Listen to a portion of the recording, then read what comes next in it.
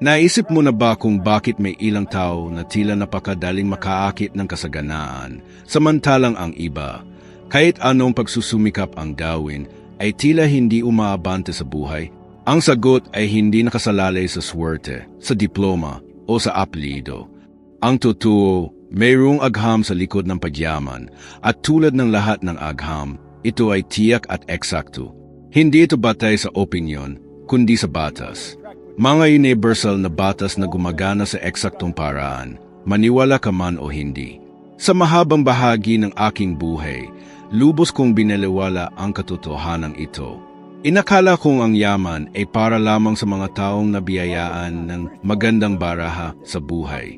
Lumoki ako may mababang tingin sa sarili, dala ng paniniwalang mahirap ang pera, at kinakailangang magbanat ng buto buong buhay para lamang mabuhay.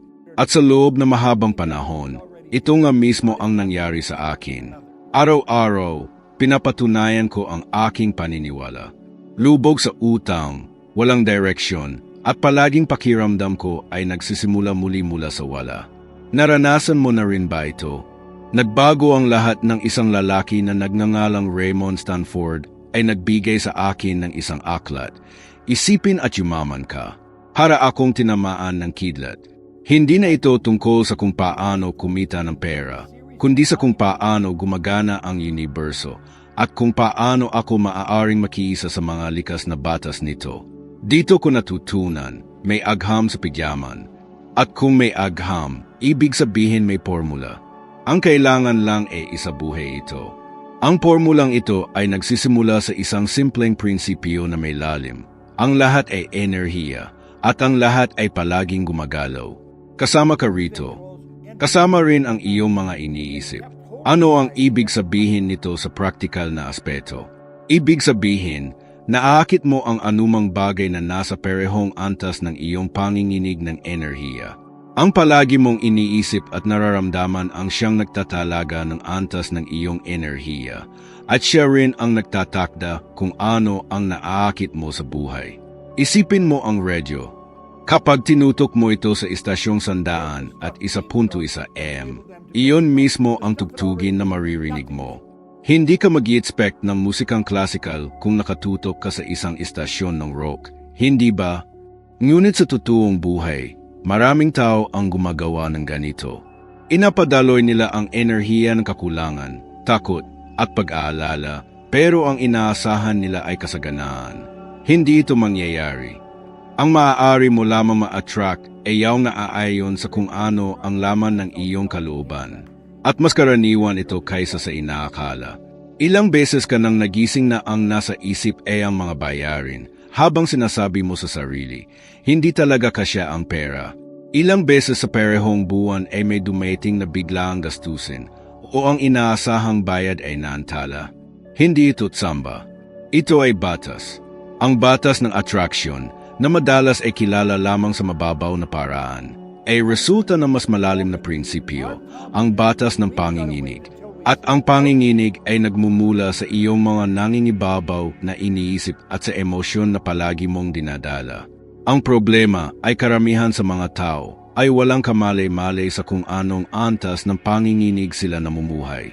Basta na lamang sila tumutugon sa mga nangyayari sa labas. Hindi na mamalayang ang panlabas na mundo ay salamin lamang ng panloob na kalagayan.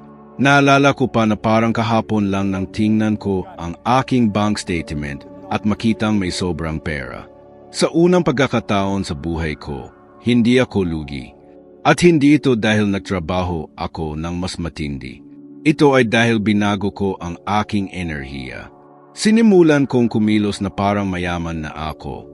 Sinimulan kong makita ang sarili bilang isang taong may kakayahan, mahalaga at karapat-dapat tumanggap. At higit sa lahat, inilipat ko ang aking atensyon sa kung ano ang gusto ko, hindi sa kung ano ang kinatatakutan ko.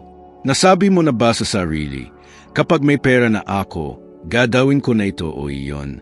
Baliktad ang ganitong pag-iisip. Magkakaroon ka lamang ng pera kapag ang panginginig mo ay tulad ng isang taong mayroon na. At ang ganitong panginginig ay nangangahulugan ng pagkilos, pag-iisip, at pagdama tulad ng taong iyon. Nangangahulugan ito ng paghinto sa pagbibilang ng bawat sentimo, pag-iwas sa paulit-ulit na reklamo na mahirap ang buhay, at pagsisimulang maglarawan ng malinaw at may damdamin ng uri ng buhay na gusto mong likhain. Hindi ito pantasya. Hindi rin ito salamangka. Ito ay agham ng utak. Ayon sa mga pag-aaral ng Harvard Medical School, ang utak ng tao ay hindi kayang pag-ibahin ang malalim na imahinasyon mula sa totoong karanasan. Ibig sabihin, sa tuwing iniisip mong mabuhay sa kasaganaan, inapagana mo ang mga koneksyong neural na nagpapabago sa iyong isip upang hanapin ang mga oportunidad, solusyon, at asal na tugma sa bagong realidad na iyon. At ito ang nagbabago ng lahat. Gusto mo ng konkretong halimbawa kung paano ito gamitin sa araw-araw? Ganito, bago ka umalis ng bahay, maglaan ng 5 minuto para isalarawan ng detalyado ang isang perpektong araw. Damhin mong produktibo ka, puno ng tiwala sa sarili at may kasaganahan. Isipin mong pumapasok ang pera sa iyong account. Isipin mong nagpapasalamat ang mga kliyente sa iyong serbisyo. Isipin mong proud sa iyo ang pamilya mo. At damin ito na para bang totoo. Mas detalyado, mas mabisa. Habang lumilipas ang araw, pansinin ang iyong mga iniisip. Kapag may bagay na nagdulot sa iyo ng takot o pag-aalala, itanong mo sa sarili, ito ba ay nakaayon sa buhay na gusto ko o sa buhay na gusto kong iwasan? Ang simpleng tanong na ito ay kayang baguhin ang panginginig mo sa isang iglap. At kung may alinlangan ka pa kung epektibo ito, isipin mo si Oprah Winfrey. Ipinanganak siyang lubos na salit sa yaman, nakaranas ng pang-aabuso, itinakwil, ngunit naging isa sa pinakamakapangyarihang babae sa buong mundo. Natutunan niyang baguhin ang kanyang panginginig. Inayos niya ang panloob niyang sistema bago pa man magbago ang kanyang panlabas na mundo. Hindi mo kailangan ng milagro. Ang kailangan mo ay kamalayan. At kapag ang kamalayang ito ay nagising, hindi mo na kayang bumalik sa dating pag-iisip. Ngayon, sagutin mo ako ng tapat. Ano ang pinipili mong ipadama at isaisip sa bawat araw?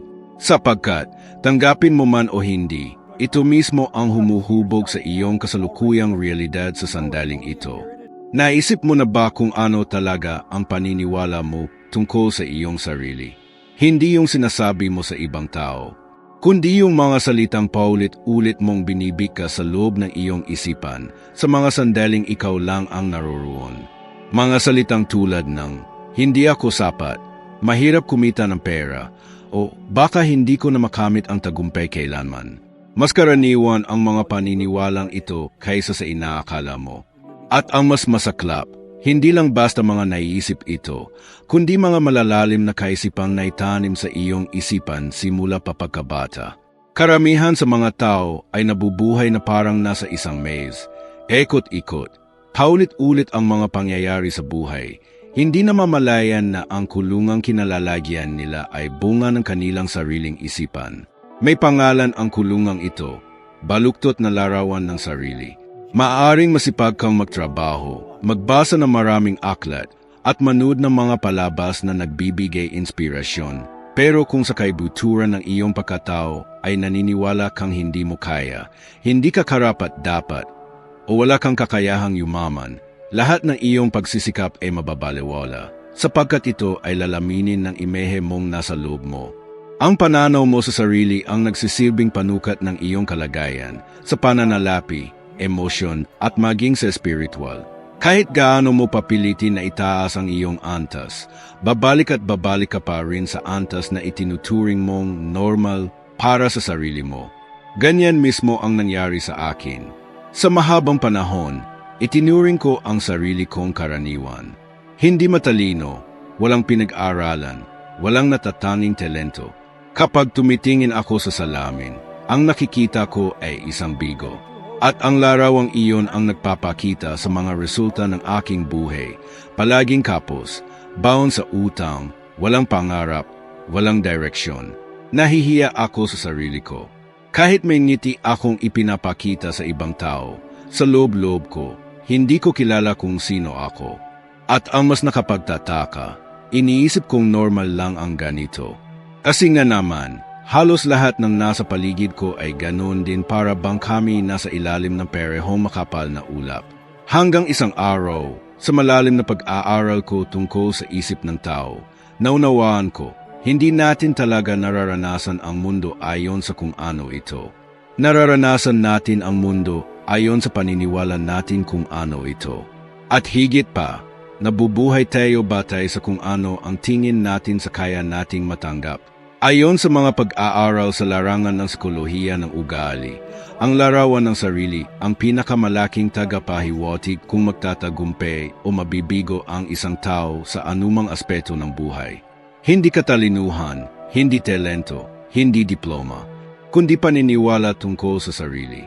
Kaya nga maraming atleta, artista, at negosyanteng matagumpay ay nagmula sa mga mahihirap na kalagayan. Hindi sila naging matagumpay sa kabila ng kahirapan. Naging matagumpay sila dahil sa isang punto sa buhay nila. Binago nila ang pananaw sa kanilang sarili. Ngunit ang pagbabagong ito ay hindi nagsisimula sa panlabas. Nagsisimula ito sa hindi nakikita. Nagsisimula ito kapag pinili mong kalagin ang lahat ng paniniwalang ipinasok sa iyo nang wala kang pahintulot. Mga salitang gaya ng, hindi para sa iyo yan, wala sa pamilya natin ang naging mayaman, huwag kang mangarap na mataas, ganyan talaga ang buhay. Narinig mo na ba ang mga linyang ito? Ako narinig ko, at sa mahabang panahon, naniwala ako sa kanila. Pero ang totoo, hindi mo ito tinig. Inig ito ng mga taong nawalan na rin ng direksyon. Mga alingaungaw ng mga kinatakutan at kabiguang ipinamana sa iyo. Pero hindi mo na kailangang dalin ang mga ito.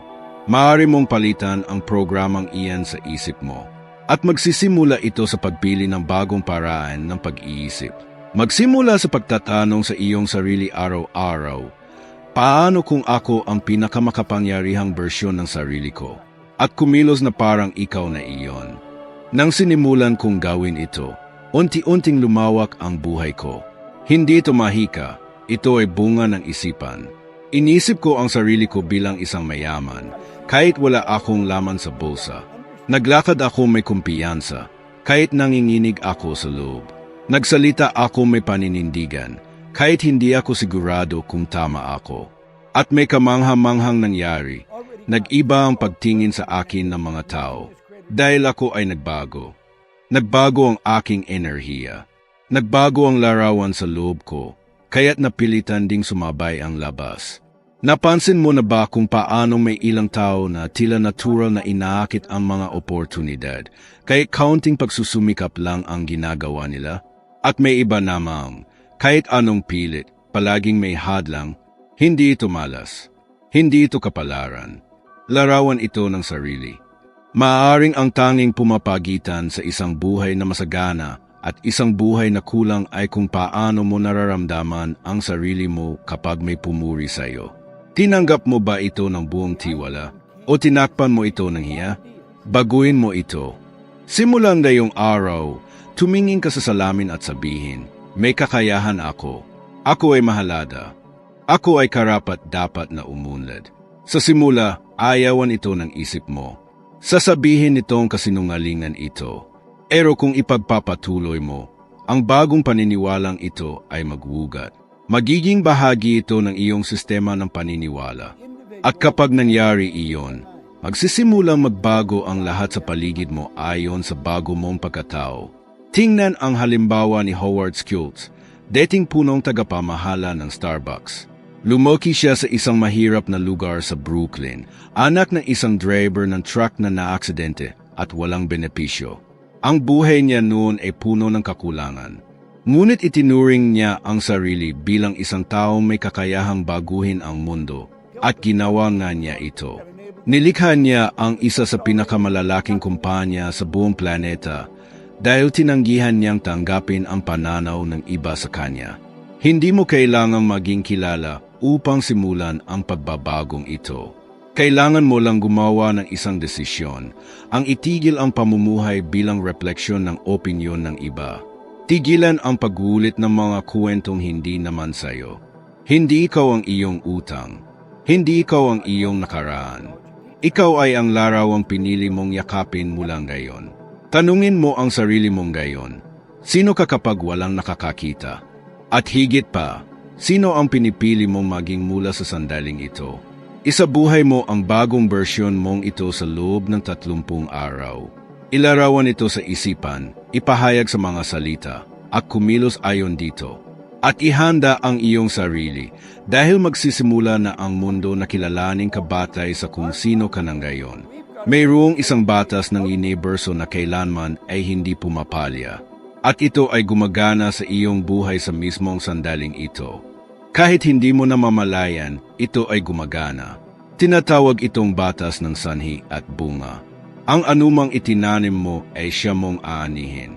Ang lahat ng ipinapadala mong enerhiya sa mundo ay tiyak na babalik sa iyo. At kung ano man ang iyong ibinibigay, iyon ay bumabalik sa iyo, at kadalasang mas malaki pa. Isa ito sa mga pinakamakapangyarihan ngunit kadalasang hindi napapansin ng mga taong nabubuhay sa kakulangan. At alam mo kung bakit. Sapagkat patuloy pa rin silang naniniwala na ang mga resulta sa buhay ay pawang aksidente lamang. Na may mga taong sinuwerte at ang iba na may tila isinumpa ng kapalaran. Pero hindi umaasa ang universo sa suwerte. Ito ay gumagana ng eksakto, parang relo. At tanging isang tanong lamang ang dapat mong itanong sa iyong sariling gayon. Ano nga ba ang ipinapadala ko sa mundo nitong mga nagdaang araw? Nakakatuwang isipin kung paano maraming tao ang humihiling na mas marami mula sa buhay, mas maraming pera, mas malaking pagmamahal, mas mataas na pagtingin, ngunit patuloy silang nagbibigay ng kaunti lang. Ginagawa lamang nila ang pinaka-basic sa trabaho, iniwasang magpakasangkot, laging nagpapaliban, palagi may reklamo, mahilig humusga ng kapwa, pagkatapos ay nagtatanong kung bakit hindi gumagalaw ang buhay nila. Ang katotohanan ay simple at hindi maaaring tawaran. Kung gaano kalaki ang handa mong ibigay, ganoon din ang laki na matatanggap mo. Matagal-tagal din akong naniwala na ang sikreto ay ang magtrabaho ng sobra-sobra. Iniisip ko noon, kung dadagdagan ko lang ng mga oras ang araw ko, darating din ang pera. Pero walang nagsabi sa akin na ang sobrang trabaho na walang layunin, walang kabutihang loob, ay isa lamang anyo ng kakulangan na nakatago sa maskara ng kasipagan. Isa itong desperadong pagsubok na kontrolin ang resulta nang hindi naiintindihan ang pinagmulan. Nagbago lamang ang lahat ng aking maunawaan ang batas na ito. Tumigil ako sa pagtingin sa kung ano ang natatanggap ko mula sa iba at nagsimulang itanong, ano ba ang naibibigay ko? Doon ko napagtanto na habang ako ay nagbibigay ng mas malaki, mas lalo namang bumubukas ang mga pintuan para sa akin. Hindi dahil may hinihintay akong kapalit, kundi dahil ang enerhiyang inilalabas ko ay bumabalik sa akin na may parehong lakas at dalas. Naalala ko pa ang isang simpleng eksperimento na ginawa ko.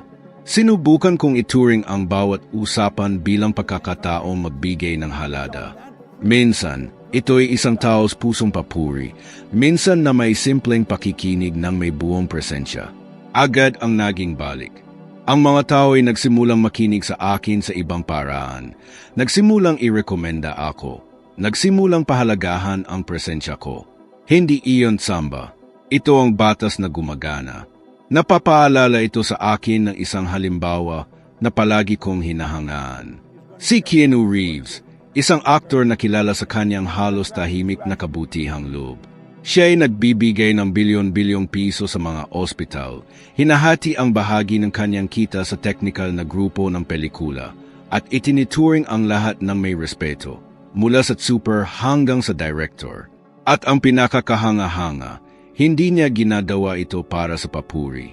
Marahil sa pakiramdam niya, alam na niya kung ano ang iyong ibinibigay, iyon ay lumalago. Hindi para sa publicity, kundi dahil ito ang batas. Ngayon, silipin mo ang iyong sariling buhay. Maging totoo ka. Kailan ka huling nagbigay ng buong puso kahit walang nakakakita? Kailan ka huling nagsikap ng higit pa sa inaasahan? Hindi dahil sa tekot na mawalan, kundi dahil sa kagustuhang mag-ambag? Madalas akong tanungin ng mga tao, bakit hindi ko makuha ang mas malaking kita? Bob? At lagi ko namang ibinabalik ang tanong, Nagbibigay ka ba ng halagang higit sa inaasahan para sa iyong ginagawa? Sapagkat isipin mo ito, hindi ka binabayaran batay sa tagal ng iyong pagtatrabaho. Ginagantimpalaan ka batay sa halagang nililikha mo. Marami ang naghihintay ng init ng apoy bago pa man magsimulang magsiga.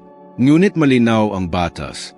Mararamdaman mo lang ang init kapag una mong inilagay ang kahoy. Palagi. Isa itong payak na talinghaga, ngunit isinasalamin nito ang isa sa pinakamatitinding katotohanang espiritual ng ating pag-iral. Kailangan mong maunang kumilos. Hindi tumutugon ang universo sa mga hiling. Tumutugon ito sa mga kilos. Narito ang isang praktikal na hamon. Sa susunod na 3 araw, ituon mo ang pansin sa pagbibigay ng higit pa sa inaasahan sa lahat ng iyong ginagawa. Sa trabaho, sa tahanan, sa mga kaibigan. Magbigay ng mas maraming attention, presensya, pakikinig, at ambag. Huwag mo itong ipagsabi. Basta gawin mo. Pagkatapos, magmasid. Magugulat ka sa mga bagay na babalik sa iyo. Ngunit isang paalala, hindi ito nangangahulugang kalimutan ang sarili o magpakasakit. Ibig sabihin nito'y magbigay ng may kabatiran, may layunin. Ibig sabihin nito'y kumilos mula sa lugar ng kasaganahan at hindi mula sa kawalan. Dahil kung ikaw ay nagbibigay para lamang makatanggap agad, ang itinatanim mo ay pagkabahala, hindi kabutihan. At ano ang anihin mo? Kabiguan.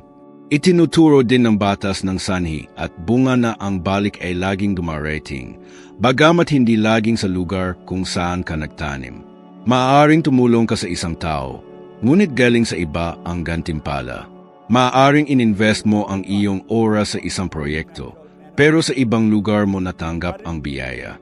Normal lang ito, sapagkat ang enerhiya ay gumagalaw sa paraang hindi laging kayang abutin ng ating pag-iisip. Ngunit lagi nitong natatagpuan ang daan pabalik sa pinagmulan. At kung nag-aalinlangan ka pa rin, obserbahan mo ang mga taong hindi pinansin ang batas na ito. Isipin mo ang mga individual na kahit may lahat ng bagay na kailangan nila, pinili pa ring mandeya, magsinungaling at samantalahin ang iba. Tulad na lamang ni Bernie Madoff. Bumuo siya ng isang imperyo mula sa kasinungalingan at sa huli, lahat ay gumuho. Sapagkat ang enerhiyang inilalabas mo ay laging bumabalik upang panatilihin ang balance. At kung ang itinatanim mo ay kaguluhan, darating din ang panahon na kakaharapin mo ang bunga nito. Hindi ito paghuhusga. Isa itong banaw na ekwasyon. Hindi ibinibigay sa iyo ng buhay ang bagay na gusto mo. Ibinibigay nito ang bagay na kaakibat ng antas ng iyong enerhiya. At ang pinakamabilis na paraan upang baguhin ang antas na ito ay sa pamamagitan ng pagbabago ng iyong ibinibigay. Kaya tigilan mo na ang tanong na, ano ang makukuha ko rito? At simulang itanong ang, paano ako makakapag-ambag ng may higit pang pagmamahal, halaga, at presensya? Dahil sa huli, iyan ang babalik sa iyo, na mas pinalawak pa. Ito ay hindi murang filosofiya. Isa ito sa pinakatumpak na batas ng universo. At ngayong alam mo na ito, ano ang sisimulan mong ibahagi mula sa araw na ito? May mga sandali na parang ang lahat ay nasa tamang ayos, dumarating ang pera, gumaganda ang ugnayan sa kapwa, gumagaan ang isipan, at bigla, na para bang walang paunang babala, may dumadating na dagok. Parang bigla na lang nawawala sa landas ang mga bagay. Ang proyektong pinaghirapan ay hindi umusad. Nawawala ang kliyente. Nanghihina ang kalusugan. Naranasan mo na ba ito? Ako, maraming beses ko na itong naranasan. At sa matagal na panahon, iniisip kong malas lang ako na sinusubok ng sansinukob ang pananampalataya ko. Kaya naman ay hindi lang talaga ako marunong magpanatili ng tagumpay. Hanggang sa naunawaan ko ang isa sa mga batas ng kalikasan na madalas hindi napapansin, ngunit napakahalaga sa ating karanasan sa mundo, ang batas ng ritmo. Ang batas ng ritmo ay kagaya ng pag-agos ng alon sa karagatan. Lahat ng bagay sa kalikasan ay gumagalaw alinsunod dito. Ang araw ay sumisikat at lumulubog. Ang mga panahon ay nagpapalit. Ang tubig sa dagat ay umaangat at humuhupa. Ang ating katawan ay tumitibok sa mga siklo. Peti ang ating kaisipan. Walang nananatiling pareho. Kasama diyan ang mga sandali mong tagumpay at pagkabigo. Hindi ang siklo ang mali, kundi kung paano ka tumutugon dito. Kapag dumarating ang yugto ng paghina, ano ang kadalasang ginagawa ng karamihan? Nagreklamo, nababahala, kinukuwestiyon ang lahat, nagdududa sa sarili. Ngunit alam mo ba kung ano ang natutunan ko? Na ang paghina ay palatandaan lamang ng isang mas malawak na pag-unlad na parating. Basta naunawaan mo ito at pinagdaraanan mo ito ng may kamalayan. Dumating sa punto ng buhay ko na ang aking araw-araw ay maayos. May mga kliyenteng matapat, tumataas ang kita. Pakiramdam ko'y hindi ako matitinag. Hanggang sa unti-unting nawala ang lahat. Isa-isang nakansela ang mga kontrata. Isang aksidente ang nagpagpahinga sa akin ng ilang linggo. Pumasok ang takot. Naubos na ba ang lahat? Swerte lang ba ang lahat ng iyon? Wala na ba akong panahon? Mabigat ito. Ngunit may isang bagay sa loob ko. Hindi ito mahiwagang tinig kundi ang pagkakaunawa ko sa mga batas ng buhay ang nagpapaalala sa akin. Ito ay likas na pag-agos ng mundo. Gaya ng pagdating ng gabi bago sumikat ang panibagong araw, ang hirap ay dumarating bago ang bagong pagtalon. Kaya imbes na magpanik, ako'y nanahimik. Ginamit ko ang panahong iyon upang makinig, upang muling ayusin ang aking enerhiya, upang suriin ng may kababaang loob kung ano ang dapat itama. At nang ang siklo ay nagbago, sapagkat ito ay laging bumabalik, mas handa na ako, mas mulet, mas matatag, at ang paglago ko ay umabot ng 10 ulit kaysa dati. Dahil nare-respeto ko ang ritmo. May pattern na kailangan maintindihan. Kung lalabanan mo ang siklo, ikaw ay mahihirapan. Ngunit kung sasabay ka sa agos nito, ikaw ay lalago. Sapagkat ang buhay ay hindi para parusahan ka. Layunin nitong sanayin ka. Ihanda ka sa kung ano mang hiningi mo. Ngunit upang mangyari iyon, kailangang palakasin ka muna. Kailangan nitong ipakita kung saan ka mahina. At hindi ito nangyayari kapag lahat ay madali. Nangyayari ito sa panahon ng sakit. Napansin mo na ba na ang mga pinakamahirap na yugto ng iyong buhay ang siyang pinakamalalim na nagpabago sa iyo? Hindi iyon aksidente. Ang yugto ng pagbagsak ay matabang lupa para sa kaalaman. Ngunit mamumunga lamang ito kung may meta kang nakakakita. Doon mo natutuklasan ang lakas na hindi mo alam na taglay mo. Doon mo binibigyang bagong kahulugan ang mga relasyon. Doon mo binabago ang mga prioridad. Ang kaguluhan ay nakakabigla, ngunit ito rin ay makapangyarihang lupa. Ang sinapupunan ng sansinukob ay madilim, ngunit doon nangyayari ang paglikha. At may mas malalim pa rito. Ang iyong enerhiya habang nasa yugto ka ng paghina ang siyang tumutukoy sa lakas ng iyong pag-angat kapag nagbago ang siklo. Kung bibigay ka sa takot, sa reklamo, sa pagkaparalisa, mas tatagal ang iyong pagbagsak. Ngunit kung pananatilihin mong buo ang pananalig, kung mananatili kang kumikilos, kahit tahimik, kahit nakukobli, ikaw ang humuhubog ng iyong pagbangon. Ara itong paghatak sa panapaatras. Kung gaano katatag ang hilang paatras, ganoon din kalayo ang abot ng paglipad nito. Isang magandang halimbawa ay si Jim Carrey. Bago siya naging isa sa mga aktor na may pinakamalaking kita sa buong mundo, naranasan niyang mamuhay sa lubhang kahirapan. Nakatira sila sa isang trailer kasama ang kanyang pamilya. Inagtatawanan siya ng iba. Ngunit nanalig siya ng labis sa kanyang pangitay na kahit sa mga araw na pinakamasaklap, napupunta siya sa isang buro, ipaparada ang sasakyan, titingin sa malayo at iisipin na siya na ay isang sikat na artista sa Hollywood. Nairespeto niya ang ritmo. Alam niyang iyon ang panahong dapat siyang magpakatatag, hindi sumuko. At dumating ang araw na nagbago ang siklo. Kagaya ng palagi nitong ginagawa. At sa pagdating niyon, handa na siya. Ngayon, isipin mo ang iyong sarili. Ano ka karaniwang tumutugon kapag parang gumuho na ang lahat? Ikaw ba'y sumusuko o naghahanda? Tumatakbo ka ba palayo o pinapalakas ang sarili? Ang batas ng ritmo ay palaging gumagalaw. may pahintulot mo man o wala. Ngunit kung naunawaan mo ang kanyang daloy, hindi ka na hinahampas ng alon, ikaw ay nagsisimulang maglayag sa ibabaw nito. May isang katagang inulit-ulit ko sa sarili sa loob ng maraming taon at daladala ko pa rin ito hanggang ngayon na parang panalangin. Lilipas din ito. Sa magagandang panahon, tinuturuan ako nitong maging mapagpakumbaba. Sa mahihirap na yugto, binibigyan ako nito ng pag-asa. Walang bagay na mananatili magpakailanman. At iyon ang tunay na kalayaan. Nais mo bang subukan ang isang pagsasanay?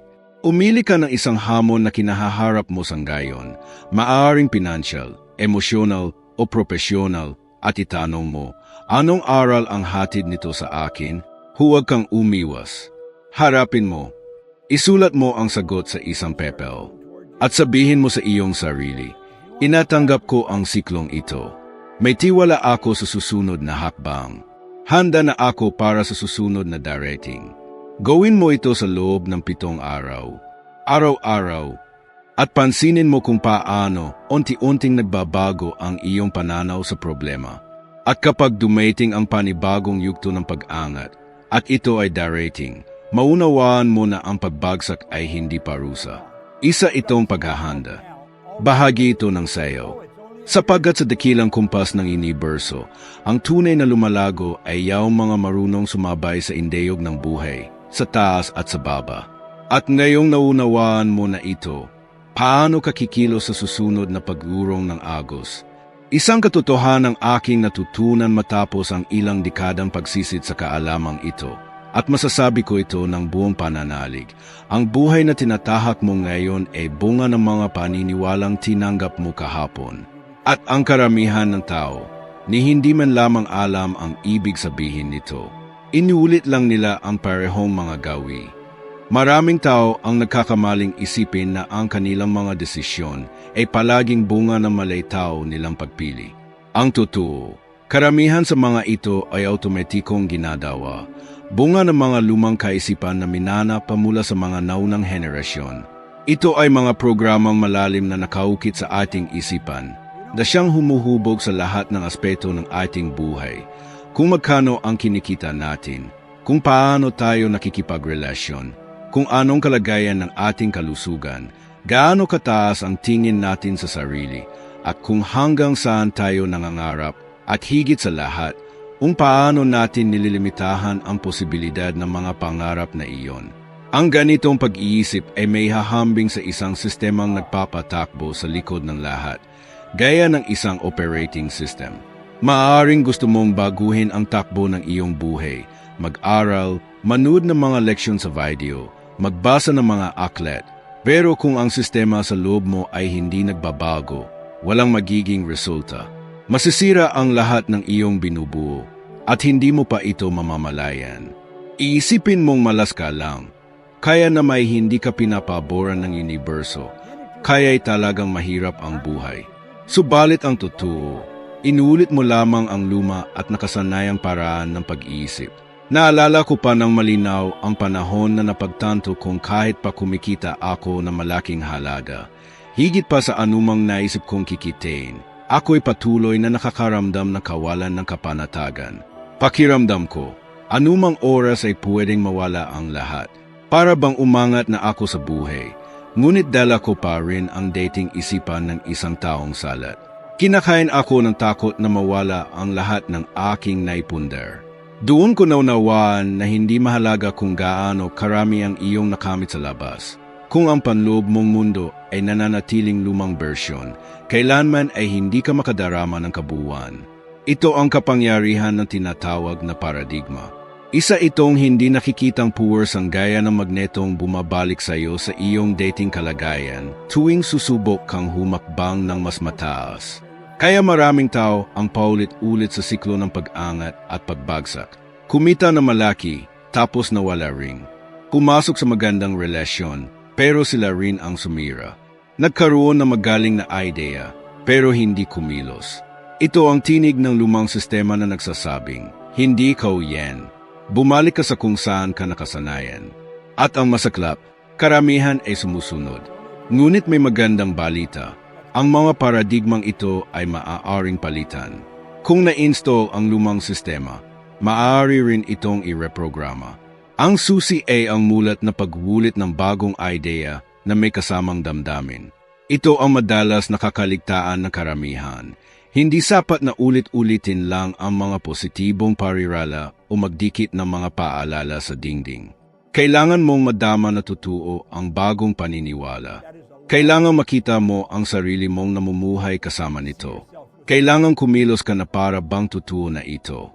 At gawin mo ito araw-araw hanggang sa tanggapin ito ng iyong isip at katawan bilang bagong katotohanan. Nasabi mo na ba sa sarili mong, ganito na talaga ako, oo, palagi na akong ganito. Iyan ay ang lumang programa sa iyong isipan. Hindi iyan ang tunay na ikaw. Hindi ikaw ang iyong mga gawi. Hindi ikaw ang iyong nakaraan. Ikaw ay may kapangyarihang pumili kung sino ka mula sa araw na ito. Basta handa kang palitan ang lumang script sa iyong isipan. Isang praktikal na halimbawa, isipin mong lagi kang may problema sa paghawak ng pera. Laging ubos ang kita. Minsan petty hindi pa kinikita. Laging nasa bingit ng pagkakabaon. Hindi ito simpleng kakulangan sa edukasyong pinansyal. Ito ay bunga ng isang paniniwala sa kakulangan na ang pera ay para gastusin agad o na kapag maraming pera, mawawala rin ito o na hindi talaga ito sasapat kailanman.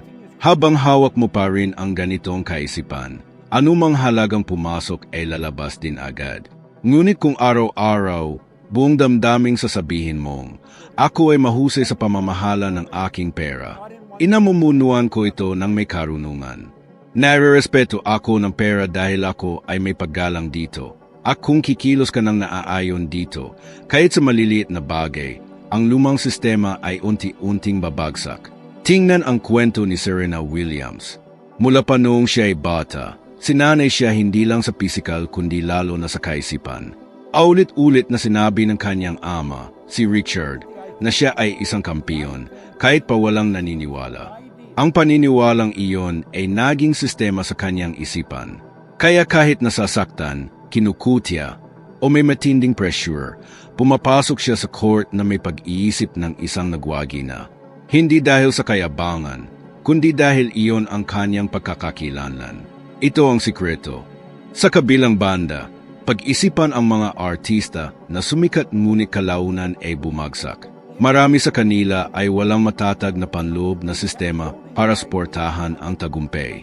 May dalang takot sa sariling pagwasak, may pagkakautang sa emosyon, o pakiramdam ng hindi karapat-dapat. At dahil dito, nawala rin ang lahat.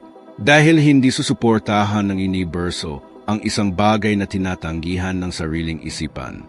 Ngayon, pag-isipan mo mabuti, ano ang paradigma na pumipigil sa iyo ngayon? Takot bang hindi ka sapat? Paniniwalang hindi ka yayaman? Pakiramdam na ang tagumpay ay para lamang sa iba? Kilalanin ito. Bigyan ng pangalan. Isulat mo. At desisyunan mong, hindi na ito ang magtatakda kung sino ka.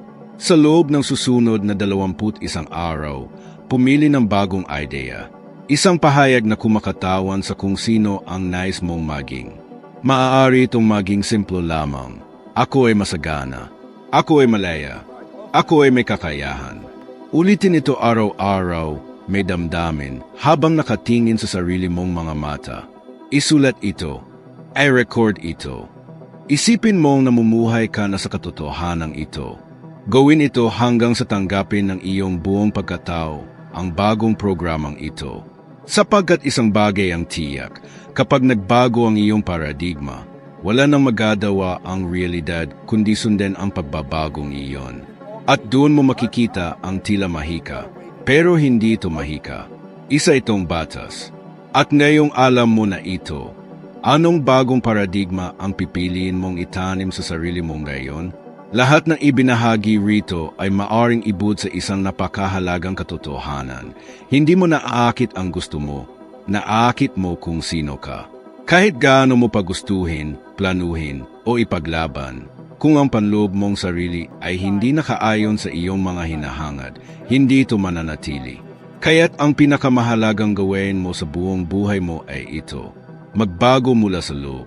At kung may parte sa puso mo na umalingaw sa mensaheng ito, huwag mo iyong ipagsawalang bahala.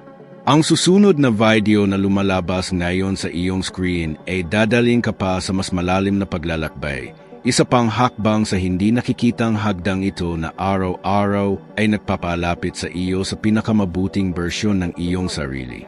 Akyatin mo ang susunod na baitang. Maging isang bahagdan na mas mabuti kaysa sa kung sino ka ngayon lamang. Maraming salamat sa pagsama sa akin hanggang dito. Hinihintay kita sa susunod na video.